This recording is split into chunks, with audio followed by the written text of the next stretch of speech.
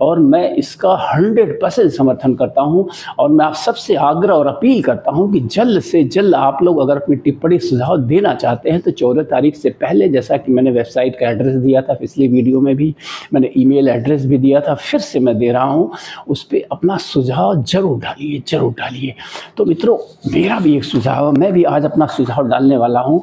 तो मेरा जो मानना है कि ये जो सुझाव मांगा है इस कमेटी ने, रामनाथ कोविंद की अध्यक्षता वाली जो कमेटी है, उसमें मैं सुझाव देना चाहूँगा कि देश में हर 5 साल में कुछ महीने, 4 हों 5 हों, मैं इसको नहीं कह सकता हूँ, ये इलेक्शन कमीशन की जिम्मेदारी है कि वो कितने महीनों में देश के सारे चुनाव, प्रधान से लेके प्रधानमंत्री तक, जितने भी नगर निकाय से लेके जितने भी चुनाव हों वो संपन्न करा लिए जाने चाहिए। इसके लिए जो मेरा सुझाव है वो ये है कि 5 सालों में इन 3, 4, 5 महीनों को रिजर्व कर देना चाहिए एज ए इलेक्शन मंथ।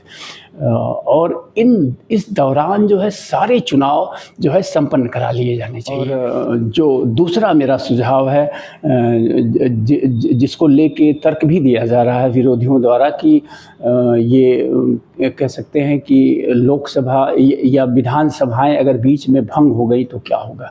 मित्रों, मैं कहना चाहूँगा कि मैं लोकसभा की बात तो नहीं कर रहा हूँ, अगर लोकसभा भंग हो गई तब तो चुनाव अनिवार्य है, देश में कराना ही पड़ेगा। ऐसी परिस्थितियाँ बहुत कम ही आती हैं कि लोकसभा भंग हो, लेकिन अगर विधानसभाएं भंग होती हैं तो इसमें ये कानून बनाया जाना चाहिए कि जो विधानसभा भंग होगी, विधानसभा की ही मैं बात नहीं कर रहा हूँ, जितने भी चुनाव हैं, चाहे वो प्रधानी का चुनाव हो, महाप्रधानी का हो, लोकल बॉडीज़ का हो, एमएलए का हो, एमपी का हो, कोई भी चुनाव हो, अगर बीच में जो कैंडिडेट है वो किसी कारण से रिज़ाइन करता है, मर जाता है, या जो कुछ भी होता है, विधानसभा किसी कारण से भंग हो जाती है विशेष परिस्थितियों में, तो ऐसी परिस्थिति में ये संवैधानिक नियम बनाया जाना चाहिए कि वहाँ तब तक चुनाव नहीं होंगे जब तक कि कार्यकाल नहीं पूरा होगा। और उन जगहों पे राष्ट्रपति शासन, अगर राज्य है तो राष्ट्रपति शासन, और लोकल बॉडीज़ के हैं तो जिस ढंग का प्रशासनिक ढांचा हो उनको अधिकार दिया जाना चाहिए, लेकिन चुनाव किसी भी हाल में नहीं कराए जाने चाहिए। और तीसरा मेरा जो सुझाव है वो ये है कि जैसे ये लोगों का तर्क है कि ढेर सारी समस्याएं होंगी, एक साथ कैसे इतने चुनावों को हम मैनेज कर पाएंगे। मैं कहता हूँ बड़े आसानी से मैनेज हो सकता है, इसके लिए कोई बहुत समस्या नहीं होगी। थोड़ी सी वीवीपैट वगैरह बढ़ाने पड़ेंगे जो इधर से उधर ट्रांसपोर्ट होते हैं, लेकिन 3-4 महीनों में मैं समझता हूँ कि इन्हीं वीवीपैट से, जो हमारे पास इलेक्ट्रॉनिक वोटिंग मशीनें हैं, इन्हीं का हम इस्तेमाल कर सकते हैं अगर हम सही ढंग से योजना बनाएं तो।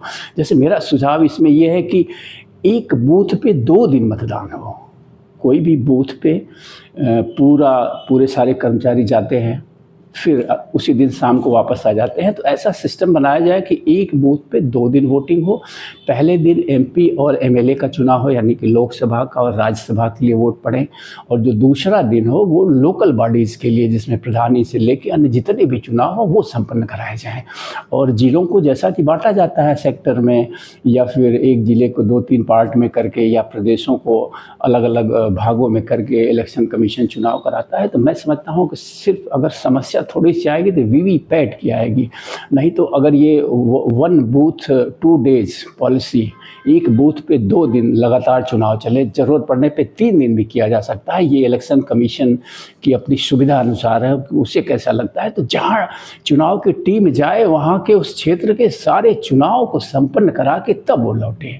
आप देखेंगे कि इतनी सरलता हो जाएगी, इतनी सरलता हो जाएगी इन सारी चीज़ों को लेके कि जिसका कहना नहीं है। तो मैं फिर से जाते जाते वीडियो बड़ी नहीं करूंगा और आपसे अपील करूंगा कि इस जो पॉलिसी पे सरकार बात कर रही है उस पे अपना समर्थन व्यक्त करिए। ये देश की आवश्यकता है, ये महती आवश्यकता है कि हमारी जो चुनावी प्रक्रिया है उसमें बदलाव हो। वैसे तो बहुत सारे बदलावों की आवश्यकता है, और इसमें जो बदलाव के लिए जो चीज़ें करनी है, जो विधि आयोग का कहना है, जो इलेक्शन कमीशन का कहना है कि कोई बहुत बड़ा बदलाव नहीं है। जनप्रतिनिधित्व अधिनियम 1951 है जिसमें थोड़े से संशोधन की ज़रूरत है, जिसमें कुछ ऐड करने की ज़रूरत है, कुछ कट करने की ज़रूरत है और ये पूरा संवैधानिक ढांचा जो है तैयार हो जाएगा वन नेशन वन इलेक्शन का। और आपको हम बता दें एक चीज़, तो भारत में आज़ादी के बाद हमने इसी प्रक्रिया को अपनाया था, वन नेशन वन इलेक्शन का ही। और ये प्रक्रिया जो आपकी 1952 चुनाव में भी चली है, 1957 में चली है, 1962 में चली है और 1967 तक ये प्रक्रिया चली है। ये बीच में प्रक्रिया ध्वस्त हुई है सिर्फ विधानसभाओं के भंग होने से, या फिर कह सकते हैं कि राजनीतिक दुराग्रह के चलते जो विधानसभाएं भंग की गई हैं। उसमें मैं राजनीतिक दुराग्रह इसलिए कह रहा हूँ कि इसमें कई सारी विधानसभाओं को राजनीतिक दुराग्रह से ही संभवतः भंग किया गया था, इसलिए मैं कह रहा हूँ। तो कुल मिला के 1967 तक हम इस पॉलिसी पे कायम थे और उसके बाद हमने धीरे धीरे इस पॉलिसी को छोड़ दिया। तो अब वक्त आ गया है कि फिर से उस पॉलिसी पे हम काम करें और वन नेशन वन इलेक्शन की प्रक्रिया को लागू करने में जो है हम अपना सहयोग दें, अपना समर्थन दें सरकार को, ताकि वो निडर होके, भय रहित होके इस संवैधानिक परिवर्तन को कर सके और ये one nation one election policy देश में लागू कर सके। और उसके बाद फिर अन्य जो बदलाव हैं उसके लिए भी आवाज़ उठाई जाएगी और उसके लिए भी संभवतः सरकार प्रयास करे। सरकार प्रयास नहीं करेगी तो हम जनता का दायित्व और कर्तव्य है कि हम आवाज़ उठाएं। और मैं इस बारे में आगे वीडियो भी बनाता रहूँगा कि आगे क्या परिवर्तन और आवश्यक हैं जिनको करने से भारत को बदला जा सकता है। तो मित्रों नमस्कार। भारत के बदलने में आपका योगदान भी आवश्यक है, क्योंकि हम आपसे मिलके ही ये देश बना है, ये लोकतंत्र है। ये हमारा और आपका जो है ना एक एक वोट से, हमारे आपकी एक एक गिनती से ये देश बनता है। तो नमस्कार, धन्यवाद, फिर मिलेंगे।